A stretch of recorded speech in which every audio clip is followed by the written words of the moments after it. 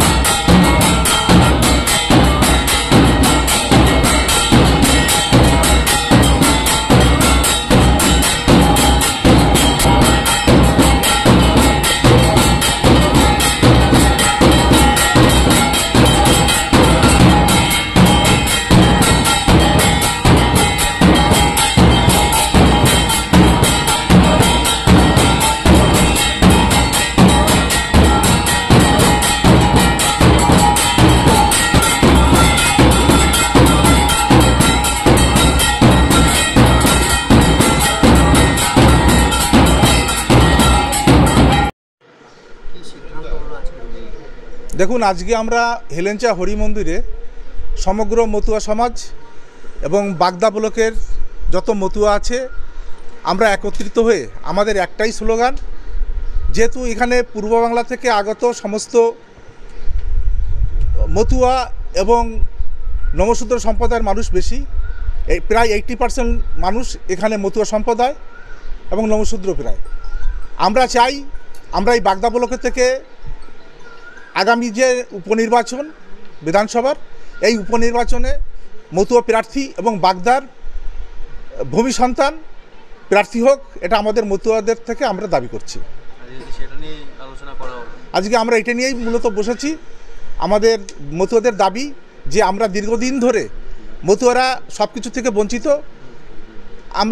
আমাদেরকে তৃণমূল সরকার মমতা ব্যানার্জি যেভাবে উনি আমাদেরকে সাহায্য করেছেন মতুয়াদের, আমরা ওনার কাছে কৃতজ্ঞ। আমরা সেইভাবে মতুয়ারা তার কাছেই আমরা আবেদন রাখছি যাতে আমাদের মতুয়া প্রার্থী বাগদা ব্লক থেকে পাই। এই আবেদন রেখেই আমরা আজকে মতুয়াদের আলোচনা করে আজকে আমরা সিদ্ধান্ত নিয়েছি। হ্যাঁ, সমস্ত এখানে যত ভক্তরা আছে সবাই আমাদের সহমত পোষণ করে আমরা কথাগুলো বলছি। আমরা সেটা মতুয়াদের ভিতরে আমরা আলোচনা করেই আমরা সেটা পাঠিয়ে দেবো। যদি এখান থেকে মতুয়া সমর্থিত যদি একটা প্রার্থী দাঁড় করানো হয়, কতটা আশাবাদী, কত ভোটে জিতবেন আপনারা? আমরা 100% আশাবাদী যে মতুয়া প্রার্থী হলে আমরা বাগদা থেকে মমতা ব্যানার্জিকে আমরা উপহার দিতে পারবো বিধায়ক হিসেবে। আমরা এই দাবি রাখছি। মুখ্যমন্ত্রী যদি আপনাদের দাবি না মানে, যদি মতুয়া প্রার্থী না করেন, তপশিলি করলো, মতুয়া প্রার্থী করলো, কি করবেন তখন? সেক্ষেত্রে আমরা মতুরা আগামী দিনে সিদ্ধান্ত নেব যে আমাদের ভূমিকা কি হবে, আমরা কোন পথে চলব। আপনার কি দাবি লিখিতভাবে জানাবেন? অবশ্যই জানাবো লিখিতভাবে। কি নাম এবং আমার নাম প্রদীপ বিশ্বাস, অল ইন্ডিয়া মতুয়া মহাসংঘের বাগদা ব্লক কমিটির যুগ্ম সম্পাদক।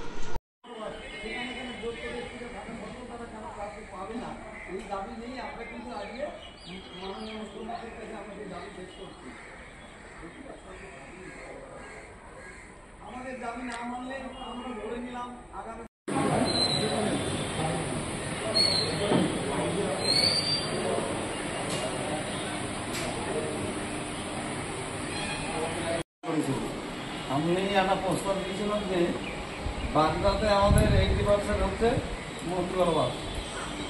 আমরা মতুয়ারা তৃণমূলকে সমর্থন করি, মানে আমরা যে আমাদের যে মতুয়া গ্রুপটা আছে, মতুয়াদের এখন দুটো গ্রুপ।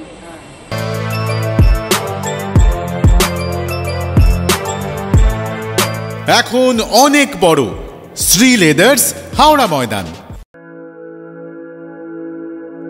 আপনি কি জটিল কিছু সমস্যায় ভুগছেন, সমাধান পেতে চান? যোগাযোগ করুন প্রখ্যাত জ্যোতিষ ও তান্ত্রিক মনসারাম ভট্টাচার্যের কন্যা মনসা কন্যার সাথে।